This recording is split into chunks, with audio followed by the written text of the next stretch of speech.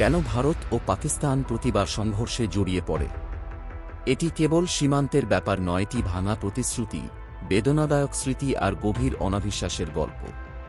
১৯৪৭ সাল থেকে, যখন উপমহাদেশ ছিঁড়ে দুভাগ হয়েছিল, তখন থেকেই দুই জাতির বুকে দাগ পড়ে আছে, বিশেষ করে ধর্মের, বিভাগের, কাশ্মীরের, রক্তপাতের। ৩টি যুদ্ধ, অসংখ্য সংঘর্ষ, তবুও শেষ হয়নি এই অধ্যায়।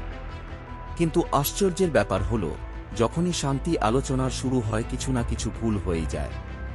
এটা কি রণনীতি, নাকি ক্ষমতার খেলা? নাকি এমনও হতে পারে যে শান্তি কিছুদের জন্য লাভজনক নয়? আসল যুদ্ধটা সীমান্তে নয়, বরং যারা পেছন থেকে নাটাই টানে তাদের মনের ভেতরে।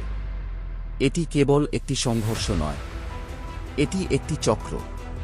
আর যতক্ষণ না সেই চক্র ভাঙবে, ইতিহাস কেবলই নিজেকে পুনরাবৃত্তি করতে থাকবে।